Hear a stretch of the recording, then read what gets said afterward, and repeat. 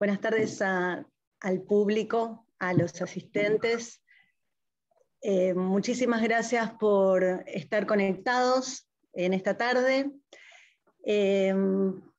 Queremos agradecer la presencia de ustedes y principalmente al Colegio de Abogados de Rosario, que nos dio este espacio y esta oportunidad, al doctor Carlos Ensink, y en nombre de él a toda la organización del Colegio de Abogados.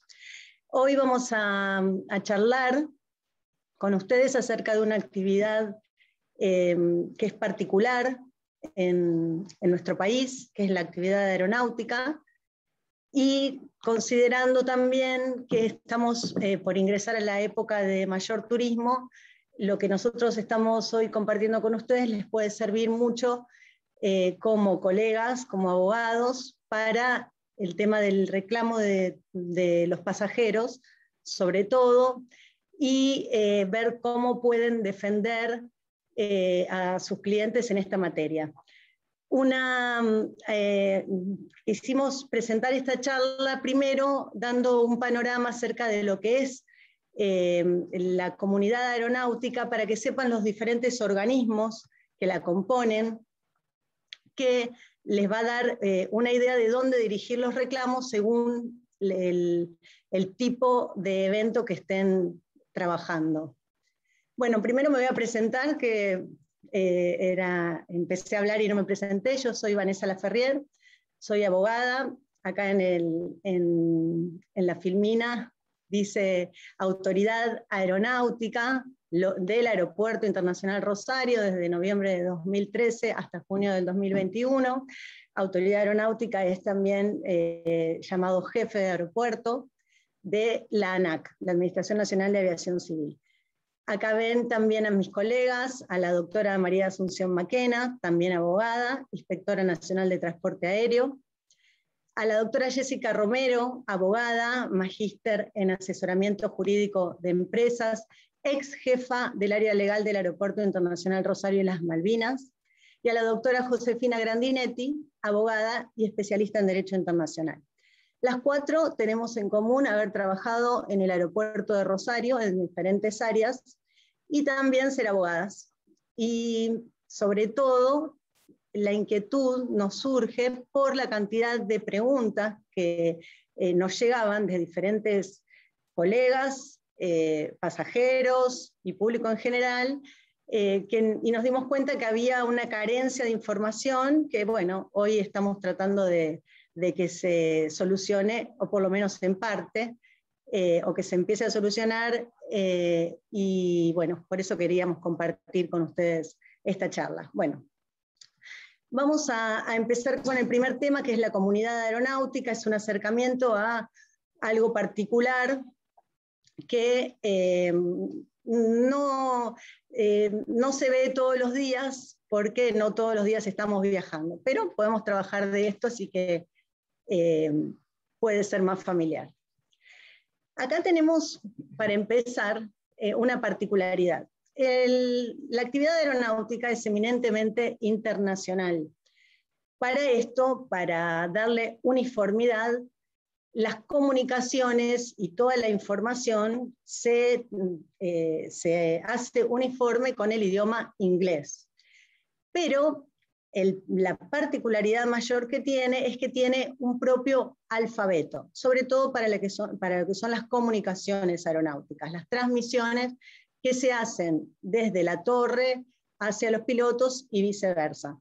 Este alfabeto, que se los dejamos acá también para que ya lo tengan, también les puede servir para cuestiones personales, si quieren tener alguna comunicación en clave en la casa, es, como ven, una forma diferente de denominar las letras que nosotros conocemos. Por ejemplo, nosotros a una aeronave, la matrícula, si la hablamos como nosotros, le decimos L, B, A, Z, T. Entonces, nosotros le vamos a decir en aeronáutico es Lima, Víctor, Alfa, Zulu, Tango. Bueno, es una particularidad, es simpático, y cuando entramos al aeropuerto siempre tenemos que estudiar esto, así que bueno, es una buena forma de empezar.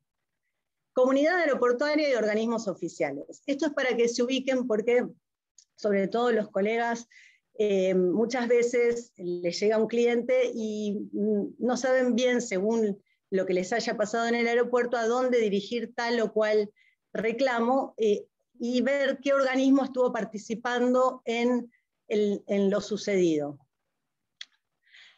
Para comenzar tenemos que ir, digamos, desde el marco, que son los aeropuertos en el Sistema Nacional. Nosotros tenemos lo que se llama aeropuertos del Sistema Nacional, SNA, y aeropuertos que no están en el Sistema Nacional. Como para que ustedes sepan, nosotros después le vamos a dar como ejemplo el aeropuerto de Rosario, que resume varias características de las que vamos a tratar ahora. Acá tenemos un mapa de los aeropuertos del Sistema Nacional, los pueden ver ahí enunciados cada uno. Luego, aeropuertos que no se encuentran en el Sistema Nacional de Aeropuertos. Esto es importante para después ver los organismos. Y los aeropuertos internacionales. El Aeropuerto Internacional Rosario es un aeropuerto perteneciente al Sistema Nacional de Aeropuertos, es internacional y es no concesionado de administración provincial, para que vayan ubicándose. Bueno, acá vamos a tratar justamente de empezar por los organismos oficiales de fiscalización y control aeronáuticos aeroportuarios. La ANAC, ustedes habrán escuchado hablar muchas veces de la ANAC. La ANAC es la Administración Nacional de Aviación Civil, es la autoridad aeronáutica del país. La autoridad aeronáutica cuya jurisdicción abarca el territorio, todo el territorio nacional, las aguas jurisdiccionales y el espacio aéreo. Esta jurisdicción se la va a dar el Código Aeronáutico, que es nuestra ley de fondo. El Código Aeronáutico es un código que recepta lo que fue convenido en su momento y adherido por la Argentina, que es el Convenio de Chicago, que tuvo lugar en 1944 y Argentina adhirió un año después. Ese convenio de Chicago, que se los nombro a ustedes porque son colegas, y van a entender la mayoría, no son colegas, digo, no, todos van a entender, ¿de dónde viene? El convenio de Chicago es el que crea la Organización Internacional de Aviación Civil, es la OASI. La OASI es la que está normando hoy para todo el mundo, para los países signatarios de ese convenio, la aviación civil. Todas las normas emanan de la Organización de Aviación Civil Internacional. La ANAC lo que hace es, adapta esas normas a la Argentina, hace cumplir, fiscaliza y hace cumplir esas normas en todos los aeropuertos de la Argentina. La ANAC está en todos los aeropuertos, los aeródromos y los lugares aptos también para volar.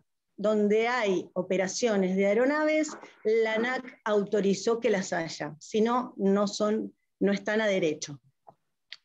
Como les dije, bueno, la ANAC está en todo el territorio nacional y lo que se dedica es al crecimiento de la aviación en condiciones de seguridad.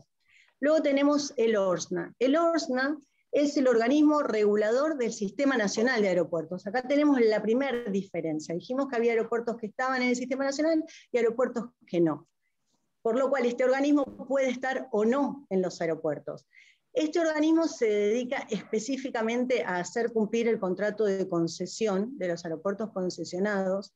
Por ejemplo, en el caso que ustedes siempre escuchan hablar de Aeropuertos Argentina 2000, el ORSNA es el organismo dependiente del Ministerio de Transporte, como la ANAC, que va a dedicarse a hacer cumplir el contrato de concesión, que Aeropuertos Argentina 2000 cumpla todas esas pautas. ¿En qué?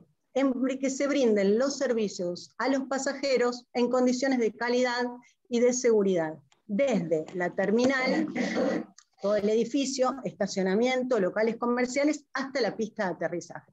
También va a fiscalizar el ORSNA el cumplimiento de los planes de inversión para las mejoras de infraestructura de los aeropuertos. En el caso que los aeropuertos sean no concesionados, como es el caso de Rosario, el ORSNA lo que hace es una especie de vigilancia y observación e información para ver de adjudicar, en el caso que hubiera posibilidad, partidas para hacer algunas obras o negociarlas, siempre también tutelando que el servicio esté bien brindado para el pasajero y en condiciones de seguridad. Pero, digamos, tiene otro tipo de función que en los aeropuertos concesionados.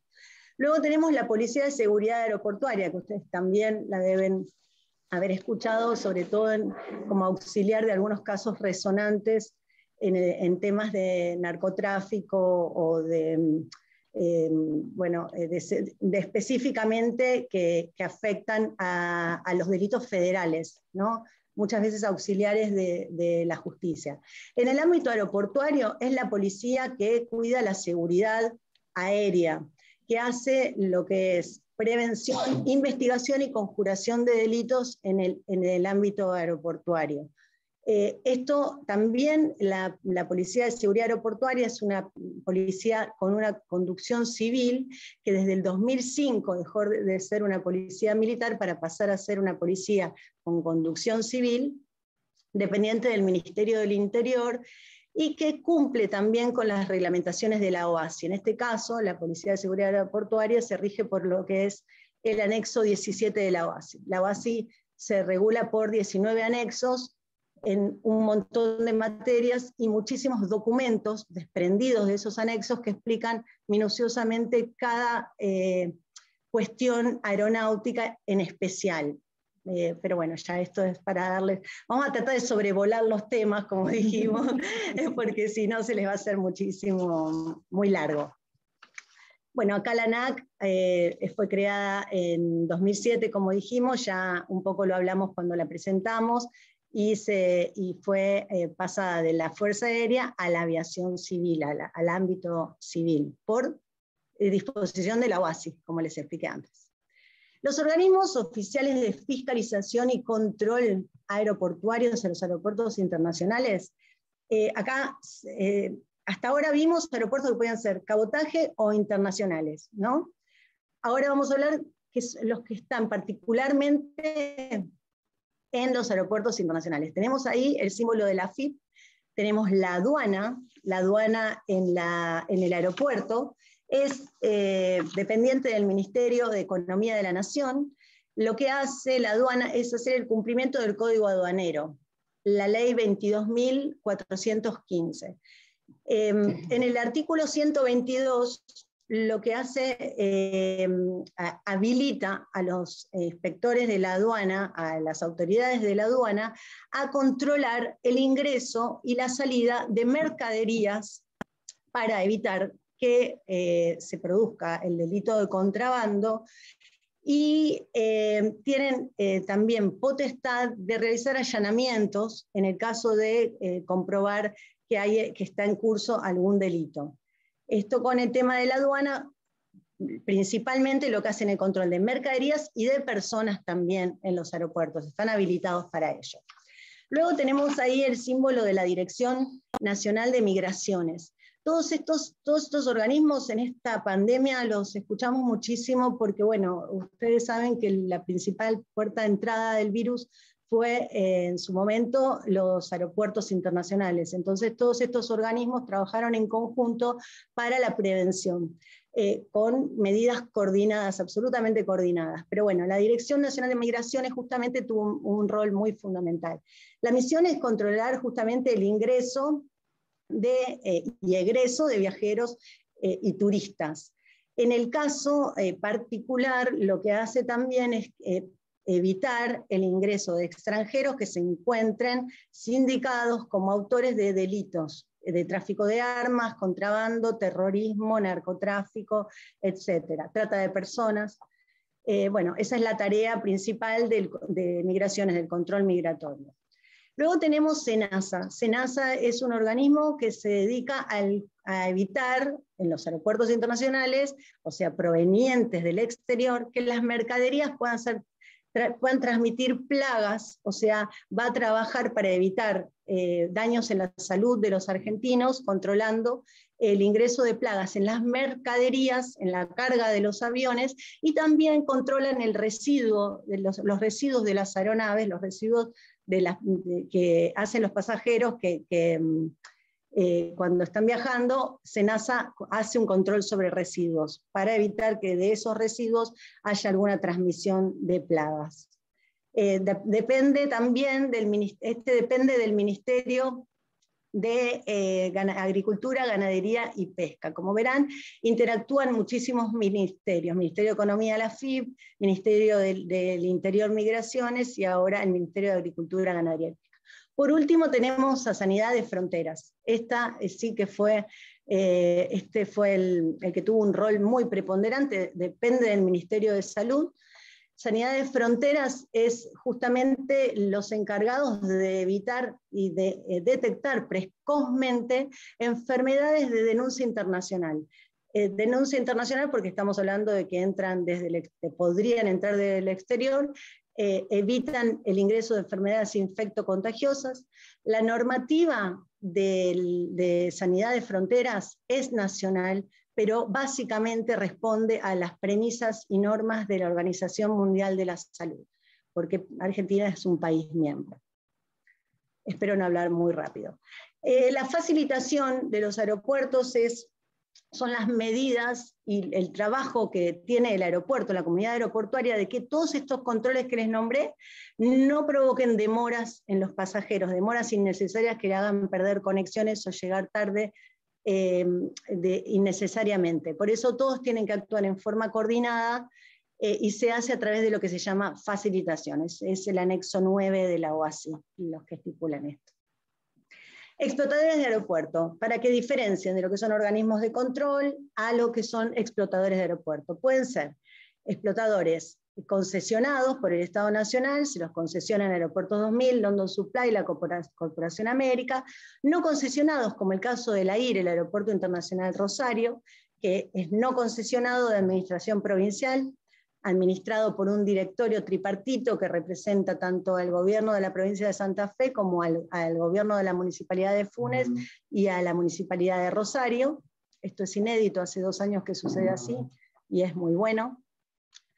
Les decía que los explotadores pueden ser de esta manera: Estado Nacional, provincial, municipios o privados. Prestadores de servicios aeronáuticos aeroportuarios. Tenemos a la EANA. La EANA es una empresa, una sociedad del Estado que lo que hace es la administradora de los servicios de tránsito aéreo, de las comunicaciones y de la información aeronáutica. Es la autoridad del tránsito aéreo en la Argentina. De ellos también depende toda la infraestructura que se necesita en comunicaciones aeronáuticas y para las instalaciones como la torre de control o plan de vuelo. EANA lo que hace es justamente administrar el espacio aéreo en condiciones de seguridad operacional. Y tenemos a Intercargo y Aerohandling, son operadores de rampa. Estos son los que administran los colectivos que llevan a los pasajeros, los que cargan los equipajes, los que se dedican al transporte de pasajeros con capacidades disminuidas por alguna cuestión. Intercargo es una empresa del Estado, también es una empresa estatal, que hace 31 años, está cumpliendo 31 años, se dice 30 porque el logo estaba así, pero cumple 31 años, atiende a más de 30 empresas internacionales y nacionales en el país, y en esta pandemia estuvo en 50 operaciones de entrega de vacunas. Bueno, Aerohandling, que depende de Aerolíneas Argentinas, estuvo en todas las entregas de vacunas por todo lo que ha trabajado Aerolíneas Argentinas en este tema. Bueno, por último, vamos a diferenciar a los explotadores de la aviación comercial, que sin ellos no hay aviación comercial, porque lo que se necesita justamente es que a ellos les vaya muy bien y muy bien en el país. Les quiero decir que desde esta semana el aeropuerto de Rosario es corredor seguro, por lo cual está abierto a las operaciones internacionales.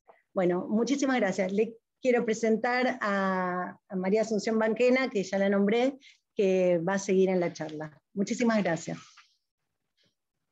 Bueno, buenas tardes, ¿cómo le va? Gracias a todos por estar presentes. Primero les quiero decir algo importante, las consultas que vayan teniendo, las preguntas que vayan teniendo, si quieren las van haciendo en el chat y las vamos a ir contestando al final de la charla. Pero si quieren, para no olvidarse, ya las van escribiendo. Me toca a mí en este caso hablar de el procedimiento de autorización de rutas aéreas.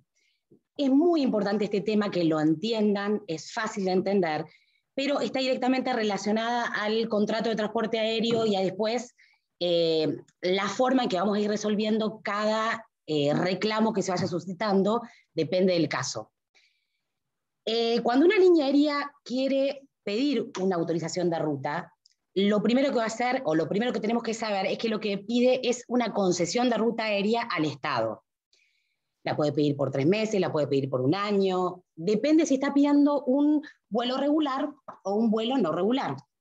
Si pide un vuelo regular, es por ejemplo, no sé, de lunes a viernes pide la ruta Rosario-Buenos Aires, todos los días en el mismo horario. Y un vuelo no regular es cuando pide, por ejemplo, un vuelo de chicos que viajan a Bariloche, un vuelo charter, un vuelo de verano, es un vuelo por excepción. Lo primero que va a hacer la línea aérea cuando decide viajar y pedir una concesión de ruta es cumplir con determinados requisitos que le va a pedir la ANAC.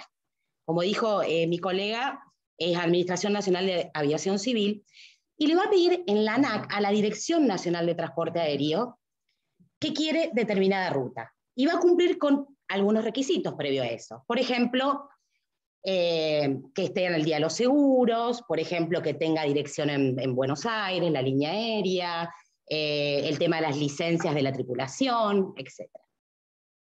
Una vez que cumple con estos requisitos, lo que va a hacer, lo que la DNTA le va a decir es, bueno, usted cumple con estos requisitos, puede pedir una autorización de ruta aérea. Ahora lo que tiene que hacer es ir al aeropuerto donde va a volar y preguntarle si lo puede recibir tal día a tal hora, si tiene servicios para recibirlo. Ese es el segundo paso. El primero cumple los requisitos, el segundo le pregunta al aeropuerto si tiene servicios. ¿Qué significa esto? Si el aeropuerto me puede recibir, si tiene lugar en plataforma, si va a estar disponible aduana o migraciones en caso de que sea un vuelo internacional, si está intercargo. Si el aeropuerto le dice que sí, bárbaro, va a pasar a la tercera etapa de la autorización. Si el aeropuerto le dice que no, porque ese día el aeropuerto está en obras o porque hay otro vuelo en ese horario, le va a sugerir otro horario y vuelve para atrás la solicitud de pedido de autorización de ruta. Y vuelven a pedir, pero con el horario que está sugerido. Hasta acá lo que tenemos es una mera intención de volar de la línea aérea. Lo único que hace un aeropuerto es dar una prefactibilidad, es decirle, sí, te podemos recibir tal día, tal hora, pero no está autorizando. Los aeropuertos no autorizan rutas aéreas. Quien autoriza la ruta aérea es finalmente en este tercer paso de este procedimiento, que es la Dirección Nacional de Transporte Aéreo de ANAC. Cuando le llega el mail a la Dirección Nacional de Transporte Aéreo, en donde se chequea que el primer paso de los requisitos está bien, que el segundo paso en el cual el aeropuerto lo está admitiendo para ese día, para esa hora, y llega a la DNTA lo va a autorizar. Recién ahí, y lo vuelvo a repetir, la importancia de entender que recién ahí tenemos un vuelo autorizado. En la previa, lo único que tenemos es una línea aérea que tiene ganas de volar o tiene intención de volar para tal fecha. ¿Y por qué es importante que lo entiendan? Porque el problema que se nos suscita en el aeropuerto es que la línea aérea, por ejemplo, pide una ruta determinada para, no sé, febrero del año que viene y quiere hacer Rosario en México, por ejemplo. Y entonces, ¿qué hace la línea aérea? Empieza a vender los pasajes a partir de que le pide la prefactibilidad del aeropuerto. En realidad ese vuelo todavía no está autorizado. No deberían vender los pasajes. ¿Por qué? Porque a lo mejor pasa todo diciembre, pasa todo enero, y la línea aérea ve que no, a lo mejor no vendió tantos pasajes o no le conviene esa ruta y manda esa ruta, dice, bueno, el avión en vez de ir a México, Rosario, México, nos conviene que salga desde Buenos Aires. Entonces finalmente no pasa el tercer paso y no pide la autorización. Con lo cual, ¿qué estamos haciendo? Estamos vendiéndole al pasajero pasajes que finalmente nunca se van a autorizar. Entonces lo que el pasajero está comprando es una mera intención de volar. En este caso, el cuerpo de inspectores de la ANAC lo que hace, es una de las tareas que me tocan a mí, es justamente fiscalizar que esto no ocurra porque es en detrimento del pasajero. El pasajero está comprando algo que no está autorizado, finalmente le va a figurar como cancelado cuando en realidad la línea aérea nunca pidió la autorización. Por supuesto que si nosotros detectamos eso, lo que hacemos es hacerle un acta que se traduce en una multa y esta multa obviamente se traduce en dinero. Después vamos a retomar un poco este tema que está directamente relacionado a los reclamos, y vamos a ver al final conmigo algunos casos que se van dando en los aeropuertos que son muy interesantes para sobre todo no solamente para los colegas, sino para la gente que suele viajar en las líneas aéreas. Bueno, muchas gracias nuevamente por estar presentes. Les voy a pasar con la colega Jessica Romero, que va a hablar sobre el contrato de transporte aéreo. Gracias. Hola, buenas tardes a todos. Bueno, primero agradecer el espacio que nos brindó el Colegio de Abogados de Rosario. Y bueno, el tema que hoy me implica es todo tipo de evento o reclamo que un abogado vaya a enfrentar para terminar en una demanda, cómo deberíamos generar una estrategia con todas estas cosas que vinieron comentando, porque la comunidad aeroportuaria está conformada por distintos organismos, es compleja, la actividad aeronáutica tiene una normativa específica, y es por ello que hay que ir, digamos, desgranando la situación para saber dónde estamos parados y hacia dónde podemos ir. Voy a pasar unas firminas, sí, que la doctora no pasó, y vamos a esta primera firmina que es sobre el reclamo. Podemos tener un evento que consideramos que es aeronáutico. No cualquier evento que suceda en un aeropuerto es considerado en materia aeronáutica. A nivel jurisdicción territorial o espacial, no todo el aeropuerto es jurisdicción federal. ¿Por qué? Porque en los aeropuertos le llamamos hay una parte tierra y una parte aire. La parte aire comienza en las salas de embarque, exactamente donde empiezan los controles. O sea, cuando ingresa el pasajero a la sala de embarque, ya está en zona aeronáutica. A partir de allí, sí, todo lo que suceda es jurisdicción aeronáutica. Un robo en un estacionamiento de un aeropuerto no es una cuestión aeronáutica, sino que deberíamos encauzarlo en un tribunal provincial. Todo lo que sí sea aeronáutico, ya sea algún problema con una aeronave, algún siniestro, robo o lo que fuere, dentro de lo que sí consideremos que es jurisdicción aeronáutica, la normativa que lo va a regir es todo el ordenamiento normativo aeronáutico, que es la Constitución Nacional, el Código Aeronáutico, los tratados internacionales, que ahora los vamos a ir viendo, y las leyes especiales que se han elaborado siguiendo las recomendaciones de los organismos internacionales, y por último alguna ley interna que ahora precisamente vamos a verlo en otros casos. En los casos de reclamos que consideremos aeronáuticos, pero que tengan que ver más con lo comercial, ahí sí vamos a poder aplicar normativa interna, pero no en todos los casos. Cuando uno compra un pasaje, allí comienza lo que se llama el contrato de transporte aéreo, y de allí se desprenden un sinnúmero de situaciones que pueden llegar a algún tipo de reclamo. Lo primero que nosotros tenemos que ver es en ese contrato de transporte aéreo entre qué partes está configurado. Digamos, una es el usuario y la otra a veces se entiende que es la aerolínea y no siempre es la aerolínea. Lo más común es que si tengo un vuelo cancelado, intento reclamarle a la aerolínea y quizás no contraté directamente con la aerolínea. Compré mediante una página web, de estas páginas que venden pasajes o paquetes, o bien pude haber ido a una agencia de turismo y haber contratado mediante una agencia de turismo. Mi otra parte en ese contrato es precisamente esa empresa que no es la aerolínea. En todo caso, esa empresa después tendrá su reclamo con la aerolínea. Y nosotros tenemos que circunscribir nuestra demanda en primer lugar a ellos. Después, bueno, se los puede citar, pero nuestra otra parte en ese contrato es con quién contratamos. Lo segundo que tenemos que ver son las condiciones generales del contrato.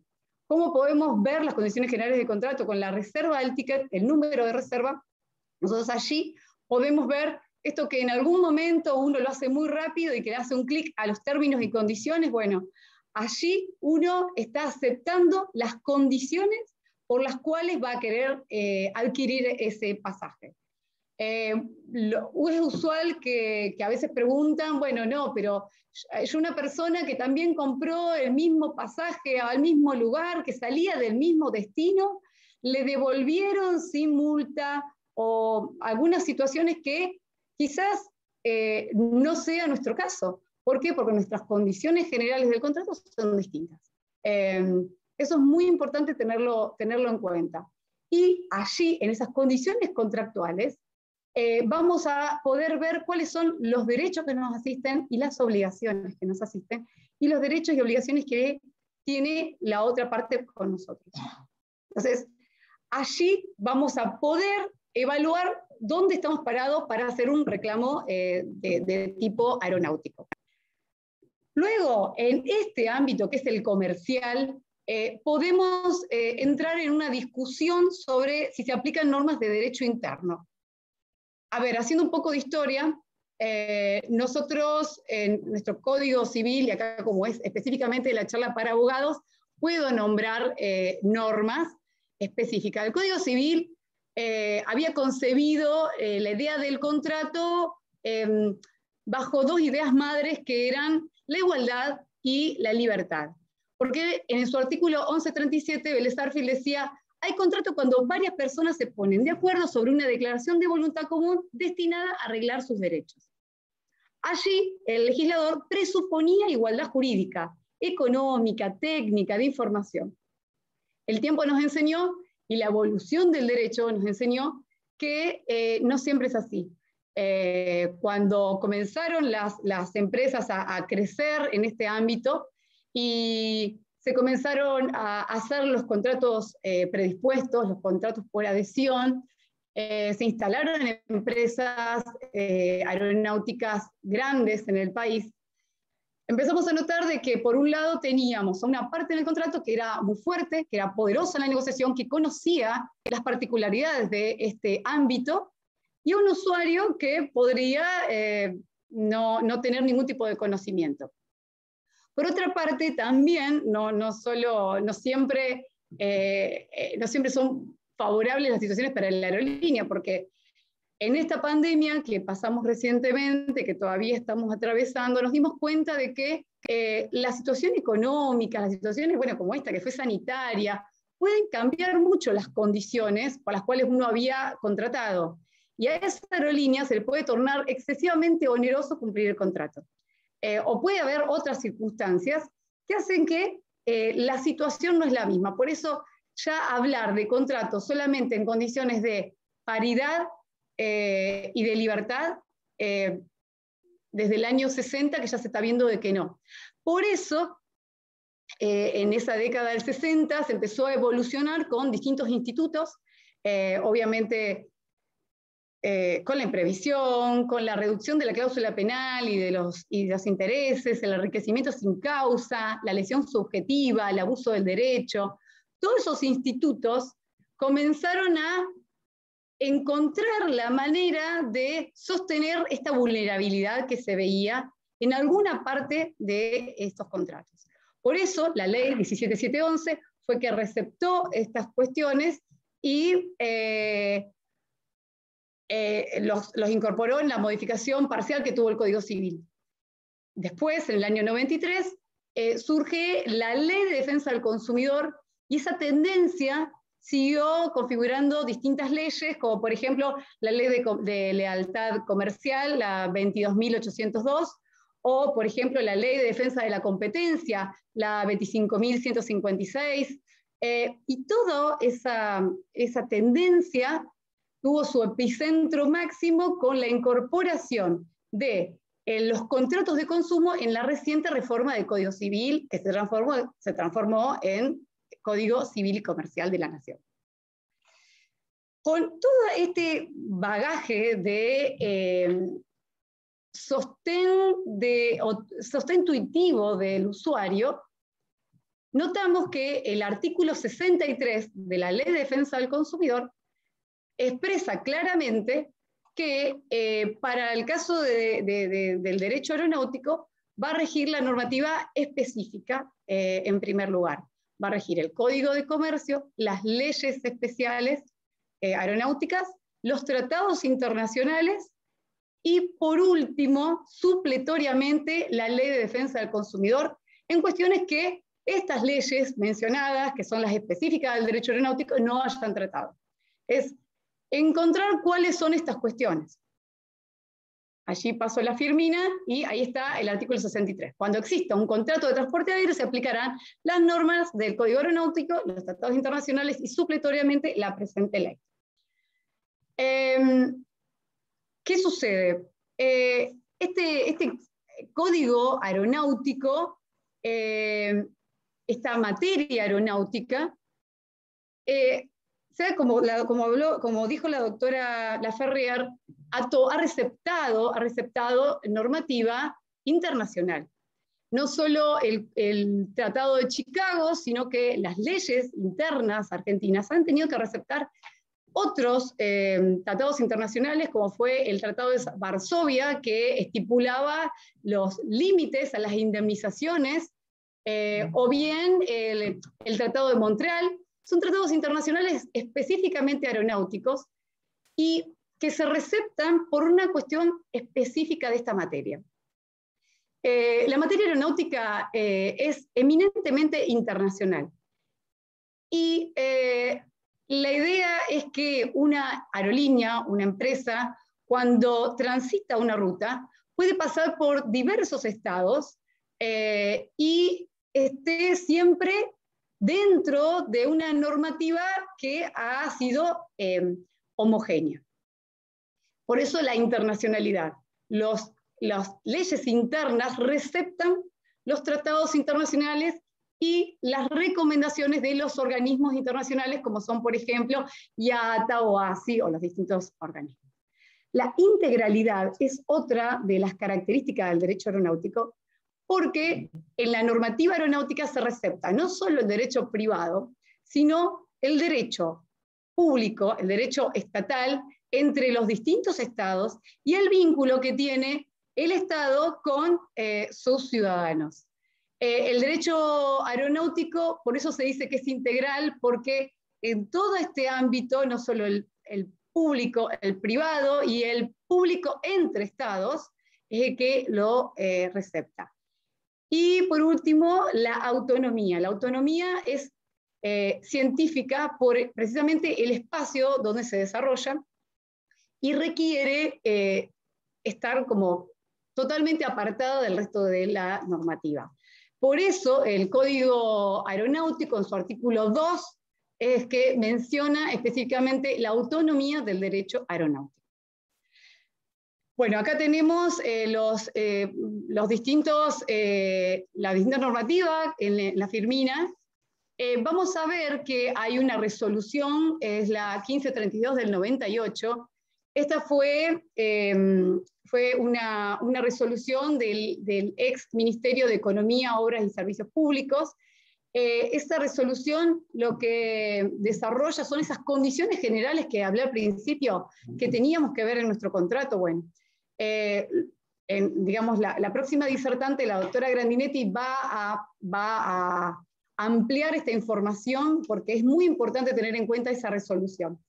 Pero lo que podemos tener en cuenta para poder detectar cuál es un contrato aeronáutico, más allá de toda la jurisdicción que estuvimos viendo, es un contrato consensual, porque requiere de la voluntad de ambas partes. La voluntad, dijimos, de quien lo compra puede ser simplemente electrónica, con un clic en aceptar términos y condiciones, bilateral, porque hay derechos y obligaciones de ambas partes, no porque compro un pasaje tengo solamente derechos, tengo obligaciones. También vamos a explicar más adelante cuáles son las obligaciones que tiene un pasajero.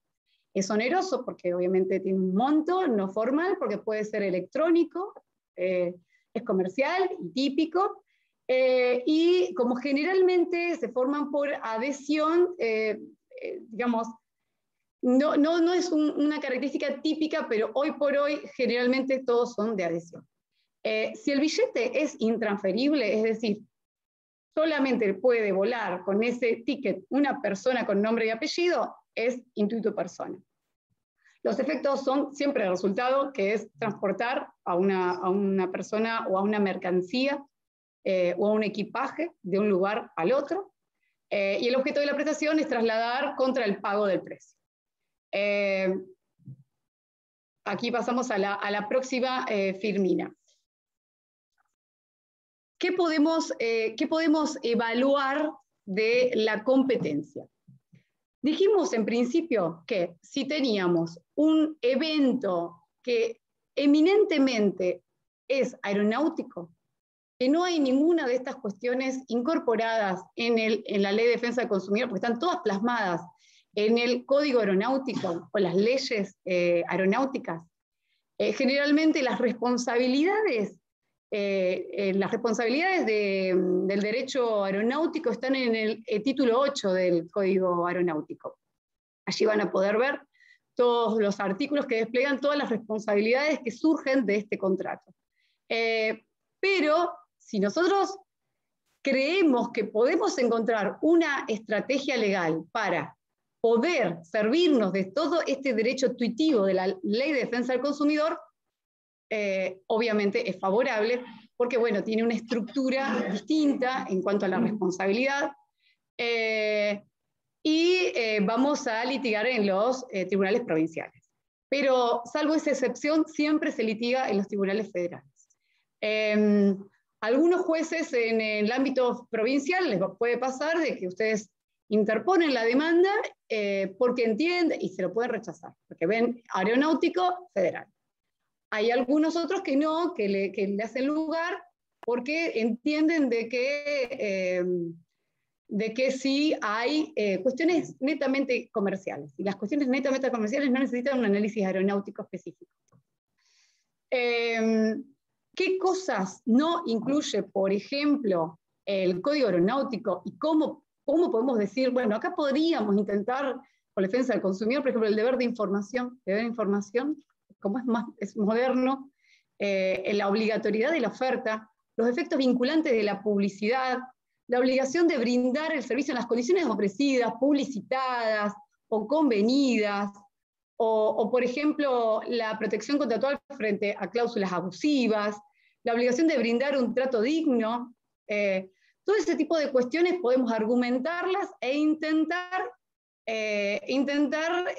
la vía de defensa del consumidor. ¿Por qué? Porque son cuestiones más finitas, más específicas, que en estos códigos no han sido receptados. Luego, algo muy importante es poder trabajar sobre la prueba. Voy a ir al evento aeronáutico, no al tema comercial. En el evento aeronáutico es muy importante que tengan en cuenta lo que se habló al principio sobre los organismos oficiales. Estos organismos oficiales que controlan la actividad aeronáutica en un aeropuerto pueden sernos de mucha utilidad a la hora de argumentar una demanda. Está la SHIAC, digamos, esto es más específico, y después, bueno, vamos a ir, pero cuando es un organismo que se dedica a todo lo que sea la accidentología. Científicamente estudian la accidentología en un aeropuerto. El ANAC, porque obviamente nos va a servir de cierta información, puede ser con sanidad, puede ser con aduanas, podemos solicitar mediante oficio información a los distintos organismos que interactúan en un aeropuerto para que nos brinden esa información que nosotros necesitamos y que nos va a servir de sustento a nuestra demanda aeronáutica. Y cuando estamos hablando de, por ejemplo, reclamos administrativos, como dice la Firmina, allí tenemos un elemento muy valioso. ¿Por qué? Porque la ANAC, en su página anac.gov.ar, tiene un formulario donde uno puede ingresar y puede iniciar un procedimiento administrativo. Ese procedimiento administrativo no significa que uno necesite agotar la vía administrativa, como pasa en otras materias. No, simplemente uno, para ir a la vía judicial, puede mandar una carta documento o mandar un mail, y ese mail a la aerolínea, a la agencia, a quien sea, ni otra parte del contrato, como dijimos antes, y que tengamos una respuesta negativa o bien una falta de respuesta ante una o varias mails enviados. Ya si podemos acreditar eso, podemos ir a la justicia. Pero el reclamo administrativo, si bien no lo necesitamos para poder ir a la justicia, sí es muy importante tenerlo como prueba. ¿Por qué? Yo inicio este procedimiento, el ANAC va a solicitarle a las dos partes que eleven, electrónicamente, toda la información que puedan suministrarles, uno para acreditar su reclamo y el otro para decir que ha cumplido en tiempo, forma y condiciones contractuales. Ese procedimiento va a llegar a una instancia donde el ANAC no va a emitir un laudo con una indemnización, sino que simplemente va a multar. Las multas son altas. Y la verdad que las aerolíneas no quieren tener una multa. Así que allí va a ser un elemento de presión quizás para poder cerrar el tema, o bien para elementos de prueba más adelante en la instancia judicial. Obviamente que si se cierra un acuerdo con la aerolínea la va a elevar a la ANAC para que la ANAC cierre este procedimiento, porque ya se ha encontrado ha habido acuerdo entre las partes. Lo mismo podemos hacer en caso de que tengamos un reclamo contra una agencia de turismo. El Ministerio de Turismo tiene una agencia, una secretaría de agencia de turismo que vigila la actividad de las agencias, y podemos meternos en la página www.turismo.gov.ar y allí vamos a poder encontrar también la posibilidad de llenar un formulario e iniciar un procedimiento administrativo para también elevar nuestro reclamo, subir la documentación que tengamos y demás, y el Ministerio va a evaluar también y va a iniciar un sumario. Las agencias de turismo todos los años necesitan que les den una habilitación, por lo tanto, no van a querer tener sumarios iniciados por el Ministerio de Turismo. Y si nosotros vemos que este reclamo es, como dijimos al principio, de los que pudiesen ir por la vía de defensa del consumidor, que no son todos, que pueden ser casos, les doy un ejemplo, los de millas acumuladas, temas de tarjeta de crédito, cobro doble con la tarjeta de crédito, todo lo que tenga que ver con lo comercial. Porque, por ejemplo, el ANAC no nos va a aceptar un reclamo administrativo por pasaje adquirido por acumulación de millas, o cobro duplicado, o provisión de servicios a bordo deficiente, o demoras que sean menores a 4 horas. Por equipaje que ya se indemnizó, y a mí me parece que no corresponde, que tendría que... Bueno, todo ese tipo de cosas no las va a receptar la ANAC. La ANAC, precisamente en su página, si la pueden ver, van a poder revisar cuáles son los casos en que ustedes pueden iniciar este procedimiento y cuáles son los casos en los que no.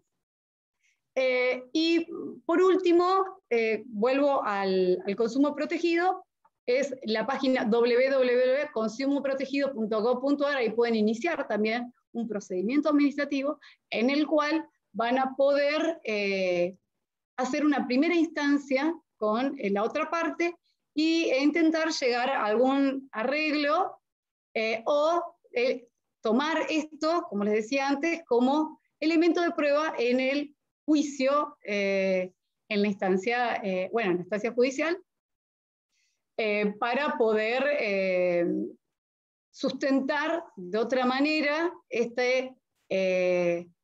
poder sustentar la demanda. Bueno, aquí ya vamos a ir pasando con la próxima disertante. La doctora Josefina Grandinetti va a ampliar esto que hablábamos sobre la resolución 1532 del 98. Es la normativa interna argentina sobre los contratos de transporte aéreo. Y bueno, es importante tenerlos bastante claros. Doctora. Bueno, muchas gracias, doctora Jessica Romero.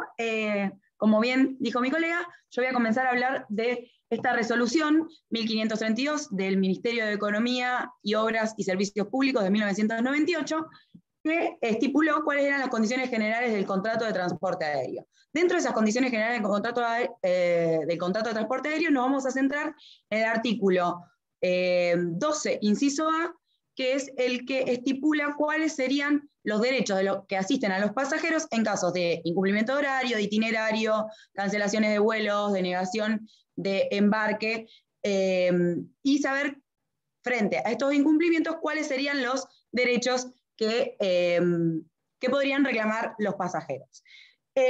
Bueno, este artículo estipula que cuando una aerolínea, por circunstancias operativas, técnicas y de índole comercial,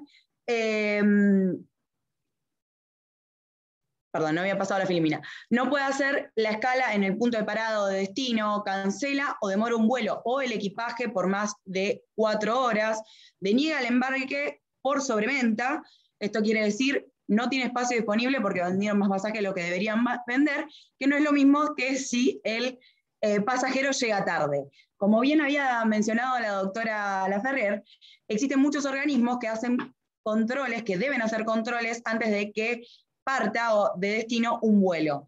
Y estos controles, cuando uno llega tarde, ya fueron realizados, y no es que haya mala voluntad de la aerolínea de no dejarlos ingresar al vuelo, por más que el avión esté ahí, que son cuestiones que se plantean, el avión está ahí, lo estoy viendo, ¿cómo no puedo subir? Bueno, ya se hicieron todos los controles de los distintos organismos que hacen a la seguridad operativa, que hacen a la seguridad de los pasajeros, salubridad, etc.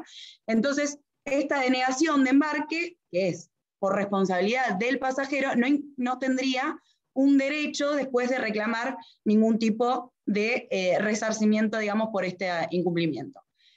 La última causa de incumplimiento que se puede dar por parte de la aerolínea, por estas causas operativas, técnicas o comerciales, son que le cause la pérdida de un vuelo de conexión para la que el pasajero ya tenía una reserva confirmada. Bueno, entonces ahora vamos a los derechos que tenemos. Estos son todos los incumplimientos. ¿Qué puede hacer el pasajero? El pasajero puede optar distintas alternativas. Puede pedir que la aerolínea tiene la obligación, por lo tanto el pasajero puede exigir que se lo reubique en el vuelo inmediato posterior. Esto es muy importante, como si comprendieron lo que dijo la doctora Maquena, la autorización de rutas lleva todo un procedimiento. Por lo tanto, el vuelo inmediato posterior tal vez no es en 1 hora, tal vez es en 5 días, tal vez ese vuelo en 5 días a su vez está lleno y vamos a tener que esperar el vuelo inmediato posterior que tenga disponibilidad. En segundo lugar, podemos pedir el endoso de su contrato de transporte, el cual queda sujeto a la voluntad del pasajero. También se puede pedir una compensación por el embarque denegado.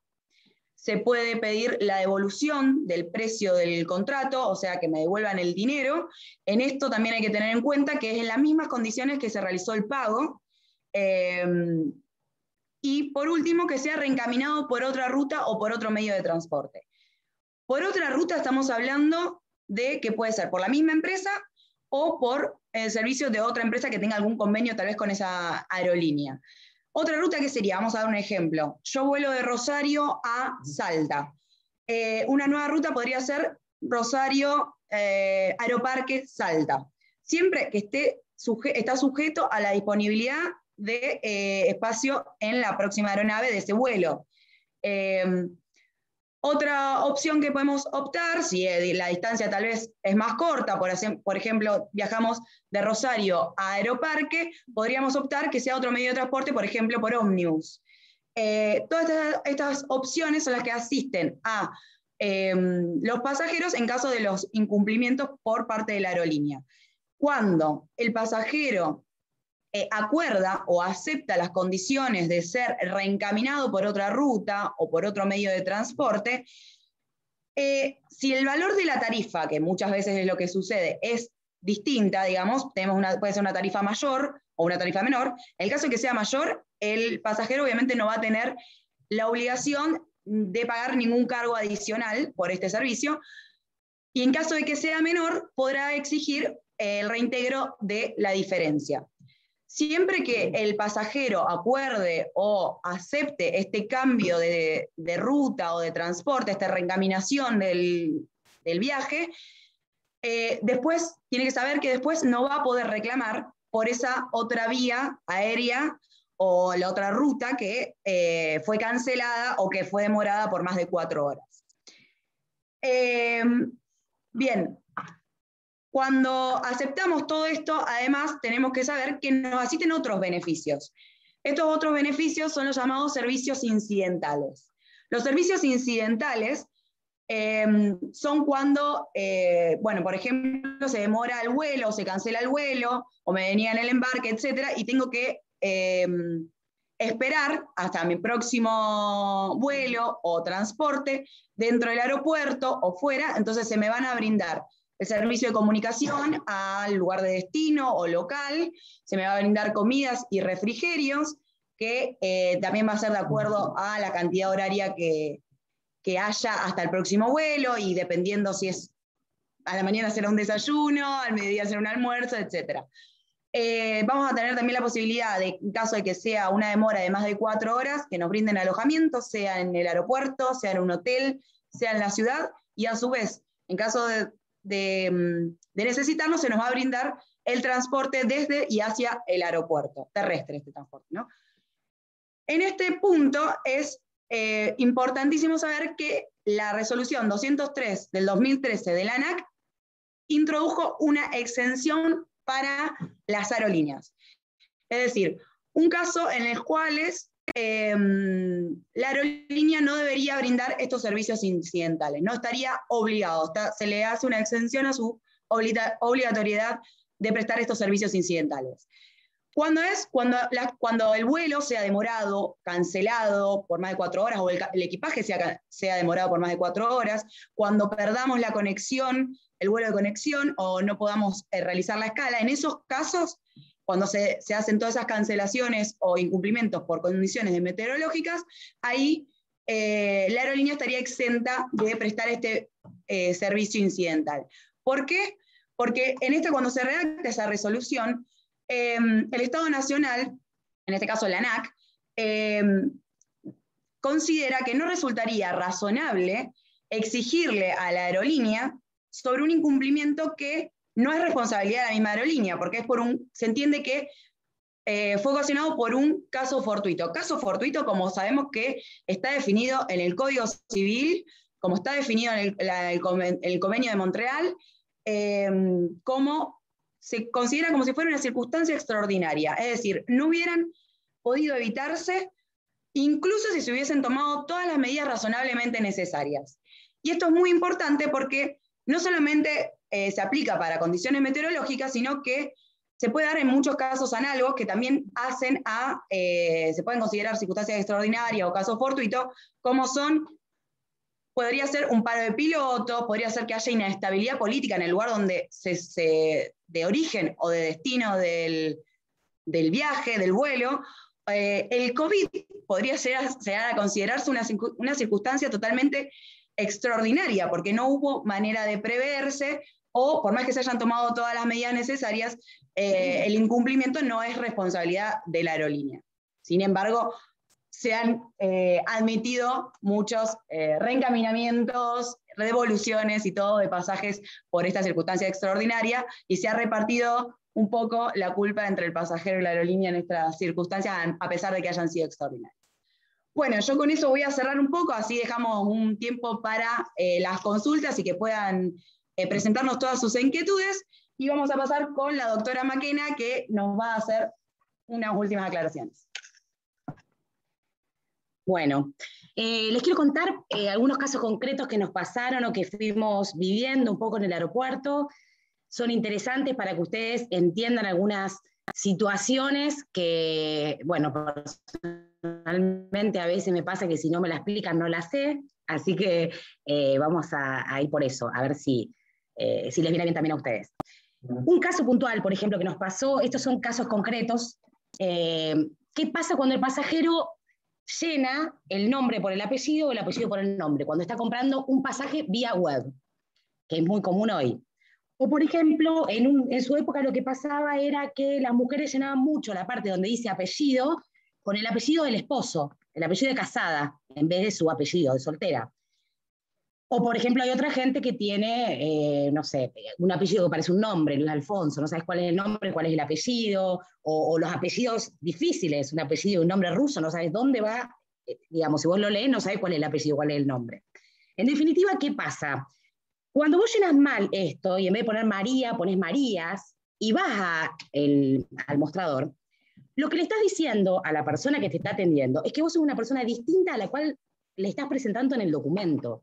Y esto no es un detalle menor, no es una cuestión caprichosa de la línea aérea, esto de que sea complicado cambiarlo. Parecería ser que uno dice, bueno, pero es fácil, cámbiamelo. Mi nombre es María Asunción Maquena, lo puse al revés, cámbiamelo.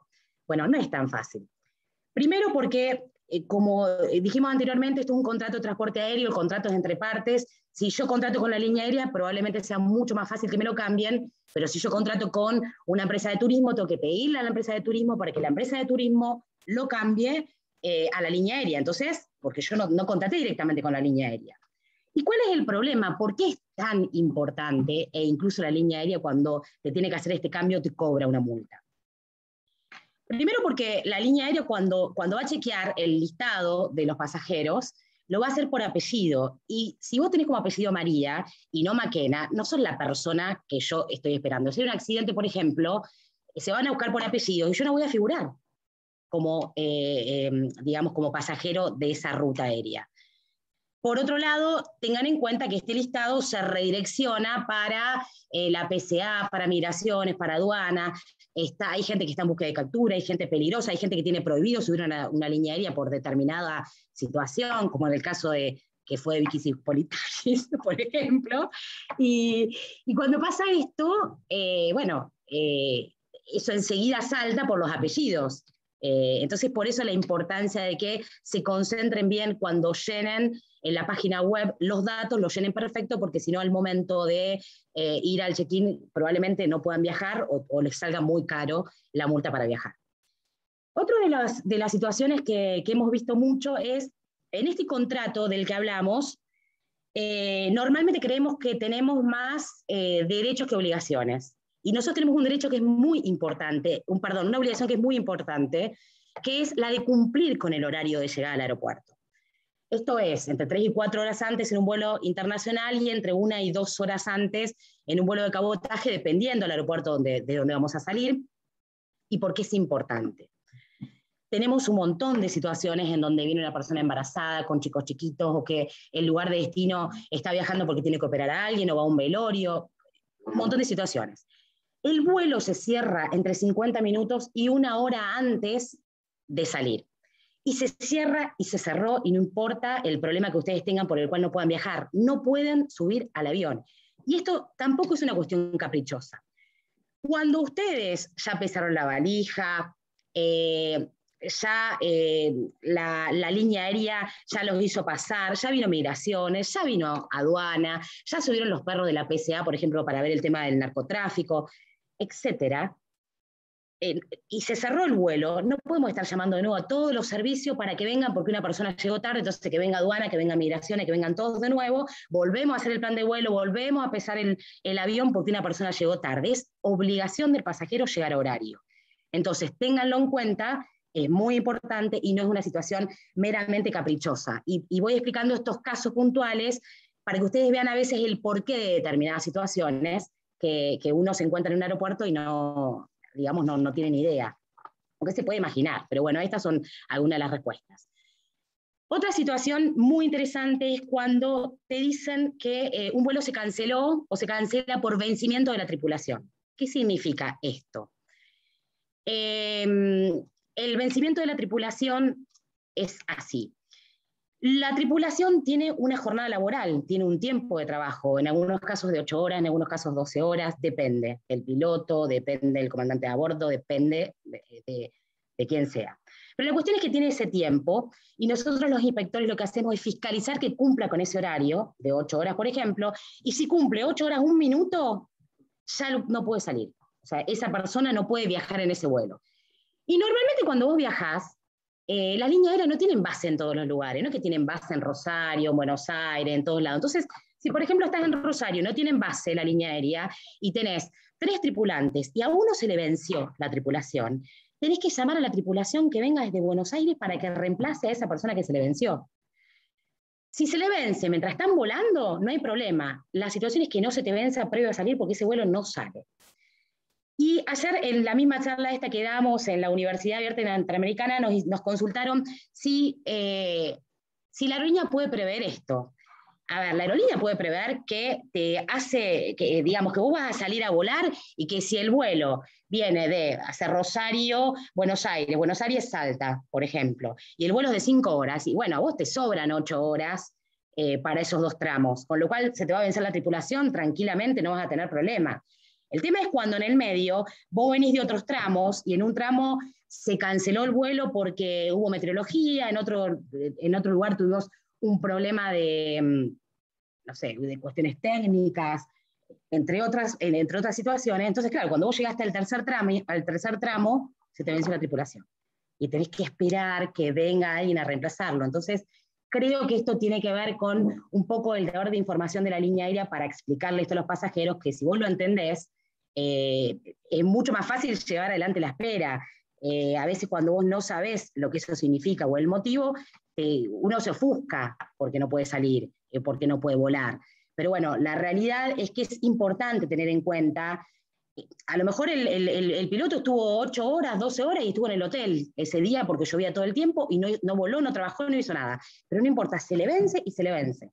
Nosotros en ANAC, que fiscalizamos esto, no podemos saber qué estuvo haciendo esas 8 horas que le correspondía. Con lo cual, a las 8 horas y 1 minuto se le venció.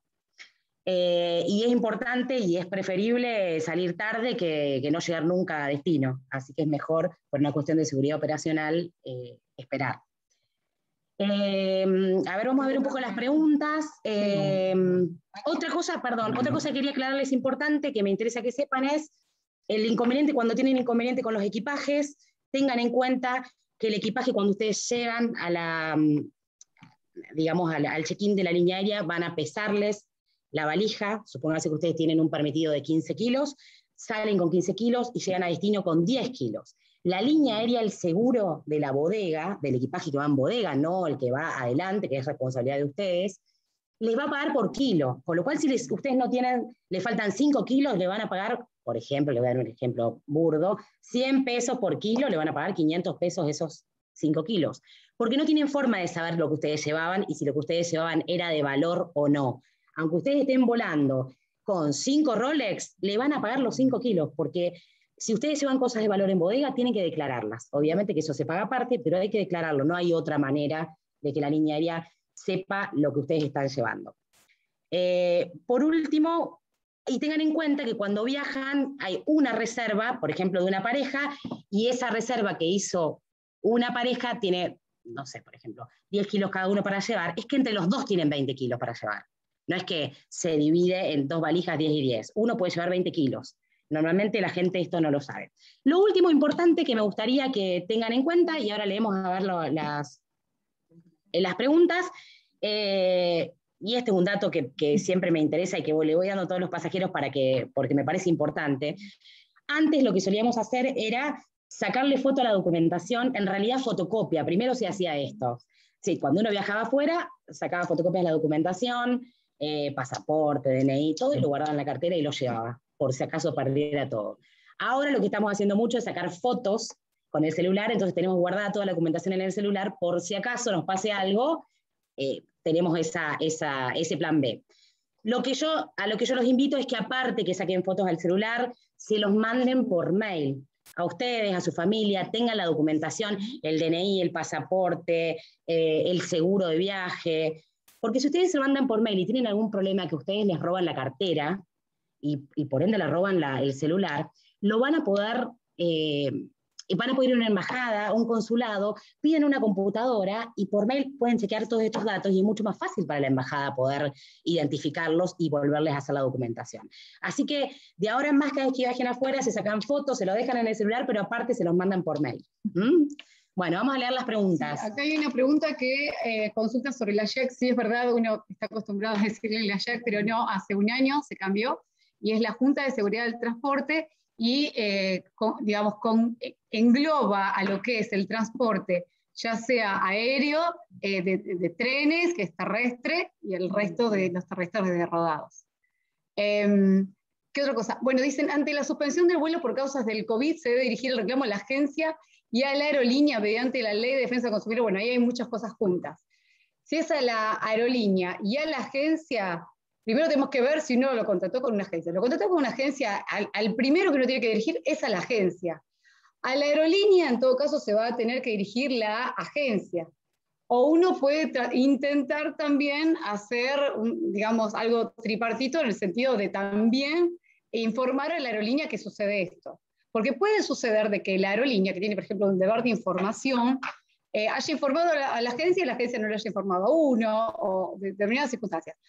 Tengan siempre en cuenta lo siguiente: el COVID fue un hecho nuevo, un hecho imprevisible, y que las aerolíneas siempre van a esgrimir lo que se le llama el hecho del príncipe. El hecho del príncipe es cuando hay una norma imperativa que, por ejemplo, nosotros tuvimos una norma imperativa de marzo de 2020, cuando el ANAC prohibió todo tipo de vuelo comercial, salvo los de repatriación. Entonces, evidentemente, van a poder esgrimir este tipo de defensas. Tengámoslo siempre en cuenta, el tema del COVID es particular. Y defensa del consumidor, verifiquen, porque si es una cancelación de vuelo, no, es aeronáutico. Ahí van a tener que hacer el trámite administrativo con el ANAC y luego intentar, porque es totalmente federal. Ahora, si allí encontrasen dentro obviamente de la casuística marca, si entra o no entra por defensa del consumidor. Entonces, si hubo una falta de deber de información, si hubo alguna de las cuestiones que no están incluidas en el derecho aeronáutico, en cualquiera de sus, ya sea el código aeronáutico o una ley, la resolución 1532, entonces sí van a poder esgrimir esta defensa. Vamos a responder otra pregunta acá, que dice: vuelos cancelados en un país donde debe volar la aerolínea y el pasajero queda varado en el exterior por varios días, ¿quién debe responder por los gastos? Es fundamental que ustedes sepan con respecto a los vuelos cancelados. Es difícil responderles a ustedes, valga la redundancia, quién responde frente a esto. ¿Por qué? Porque cuando ustedes tienen un problema, lo primero que tienen que averiguar es el motivo de la cancelación. Si ustedes saben el motivo de la cancelación, saben a quién se va a redirigir el reclamo, y aparte de eso, van a saber si la aerolínea responde o no. Yo no podría decir si cuando el vuelo está cancelado en otro país responde la aerolínea o quién responde por los servicios incidentales que está preguntando. No veo el nombre. Bueno, no importa. Perdón, porque estoy mirando en otra computadora. La realidad es que si es una cuestión de meteorología, ahí está, María Eugenia. Si es una cuestión de meteorología, María Eugenia, la línea aérea no está obligada a responder, ni por los servicios incidentales. Lo que vos podés hacer, sí, es que te devuelvan, por ejemplo, si vos decís, bueno, yo salgo de Rosario, yo salía un lunes, y por una cuestión meteorológica, no necesitas estar varado en realidad en otro país, te puede pasar en tu propio país o en tu propia ciudad. Vos estás en Rosario, vos tenés que viajar un lunes porque tenías una reunión muy importante, y resulta que llueve el lunes, martes, miércoles, no podés viajar hasta el jueves. Y no importa que vos, o sea, vos entendés que estás saliendo en ese vuelo y que estás saliendo, que es un vuelo de ida. En realidad para la línea aérea no es un vuelo de ida o de vuelta, es una ruta. A lo mejor viene de otras rutas y Vení para acá. Con lo cual, teóricamente, aunque vos estés en tu propia ciudad, esperen que vamos a bajar, hay gente con el... A ver, no se puede bajar la... Hay gente que tiene el micrófono abierto. Bueno, ahí estamos. Les decía, no te olvides que si vos estás en tu ciudad y salías, insisto, el día lunes y terminás saliendo jueves, también estás parado ese día lunes, porque vos deberías haber salido ese día. Entonces, lo que puedas hacer es decir, bueno, yo si no salía el lunes y salgo el jueves, a mí ya no me sirve, la reunión la tenía el lunes, devolveme la plata. Esto también lo puedes hacer si estás en otro país. Mirá, devolveme la plata, yo me voy con otra línea aérea. El problema es que cuando hay una cuestión de meteorología no puedes salir con ninguna línea aérea. Y el tema de los servicios incidentales, el alimento, el alojamiento, etcétera, tampoco podemos hacer responsable a la línea aérea, porque, digamos, la línea aérea no se puede hacer responsable si el día está lindo, si es por técnica, si es por meteorología, porque también es un negocio y no va a perder plata permanentemente. Si cada vez que llueve tiene que estar pagándole a los pasajeros todo lo que le corresponde, digamos que se funde prácticamente.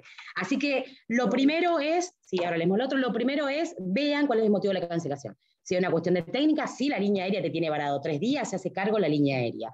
Si es una cuestión de meteorología, no se tiene por qué hacer cargo, no obstante eso, hay algunas líneas aéreas que se hacen cargo igual, pero no es su obligación. Y entonces siempre, insisto, la pregunta es cuál es el motivo del reclamo, si es algo que la línea aérea pudo evitar o es algo que la línea aérea, digamos, no pudo hacer nada para cambiarlo, y bueno, entonces veremos si podemos exigirle la responsabilidad o no. Esto tiene que ver, insisto, con el motivo de la cancelación. ¿Hay otra pregunta? Sí. Vamos mirando.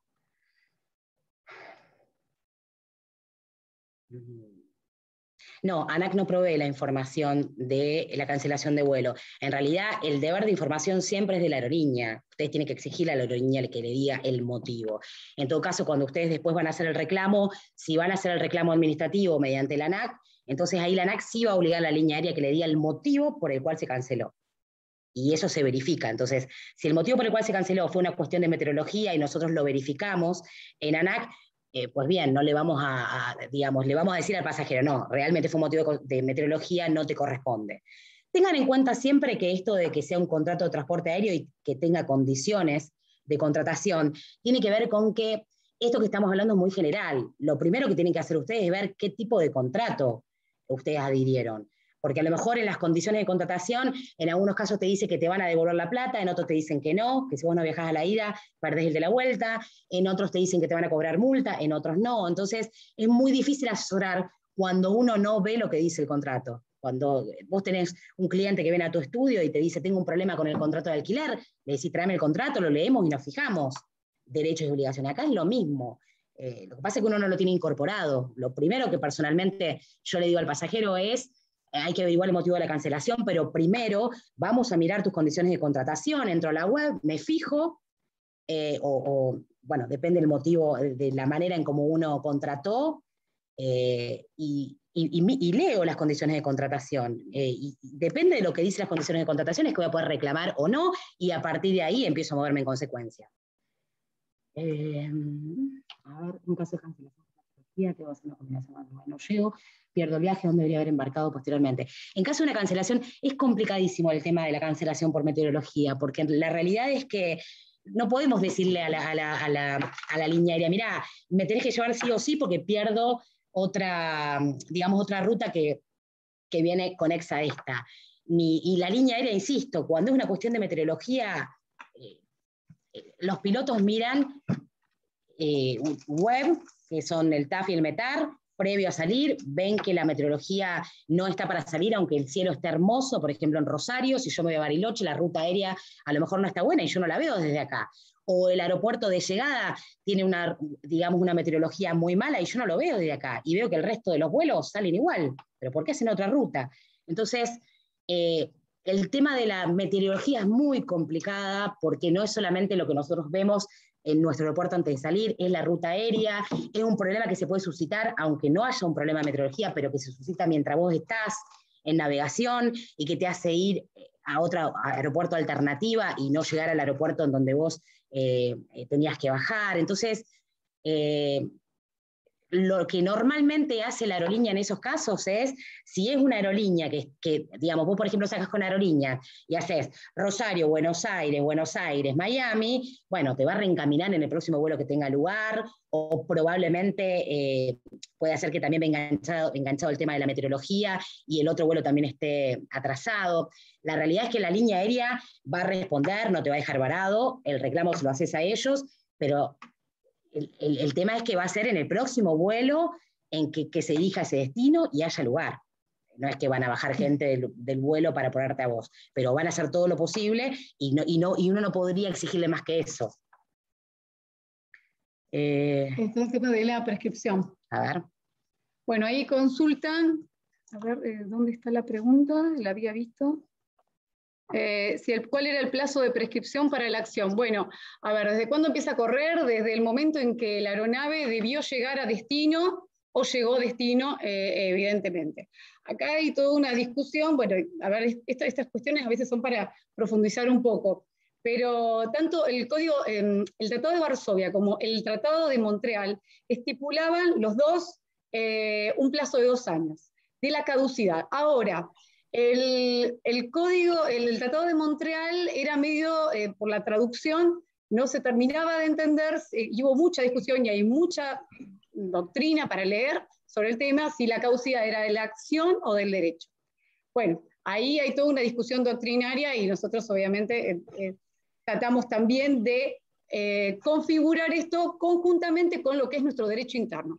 En la última reforma del Código Civil tenemos 2 artículos importantes para ver sobre el tema de transporte. El artículo 1281, donde deriva, si no hubiese alguna ley especial, se rige la materia de transporte por este código. Obviamente, en lo aeronáutico tenemos materia especial, pero el artículo genérico de la prescripción para el contrato de transporte es el 2562, que también estipula un plazo de 2 años para la caducidad de la acción o el derecho, según lo veamos aeronáuticamente, según los tratados internacionales. Bueno, vamos con la última pregunta y ya terminamos, así no se les hace tan largo. Está preguntando Alba. Al ser cancelado un vuelo en pandemia con fecha de vencimiento para reprogramación o canje y solo se ocupó el ticket para un vuelo más barato, bueno, una empresa no quiere devolver el saldo porque dice que se venció el tiempo para la opción de devolución.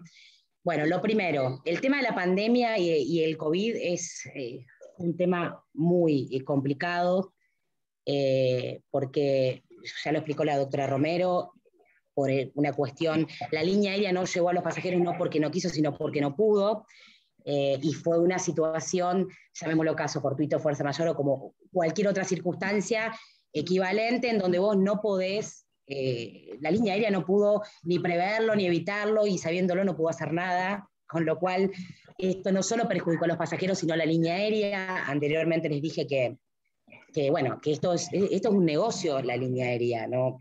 A ver, a ellos les tiene que ser comercialmente redituable, con lo cual, si bien el pasajero, yo entiendo la situación de que, por ejemplo, los casos más puntuales que tuvimos es que, por ejemplo, un pasajero compró un pasaje de 60.000 pesos en el 2019 y hoy ese pasaje sale 300.000 pesos.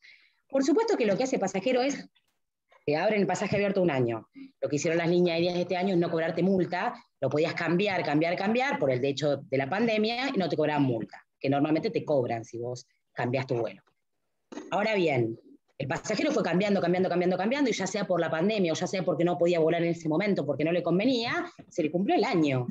Entonces cuando vos se te cumple el año,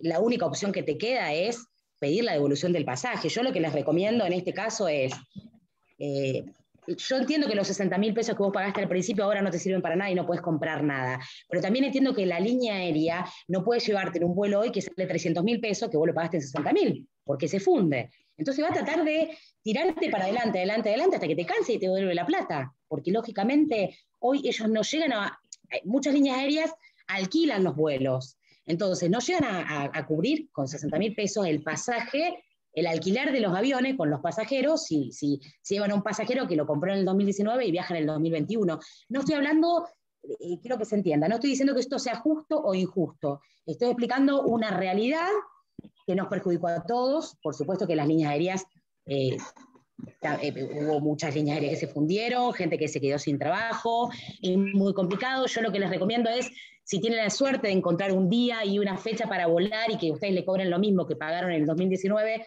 volviendo a este ejemplo, bienvenido sea, si no, lamentablemente, pedir la devolución del pasaje, que te la van a hacer de la misma manera que vos lo compraste, y arrancar de cero a elegir otro vuelo, otro viaje, lamentando profundamente, y todos entendemos que uno se iba de viaje con los hijos y pierde esa oportunidad, pero es bastante difícil la situación. Acá hay otra pregunta, si la agencia nunca le pagó a la aerolínea, ¿es consumidor? Bueno, ahí tenemos un tema. A ver, hay un enriquecimiento sin causa por parte de la agencia.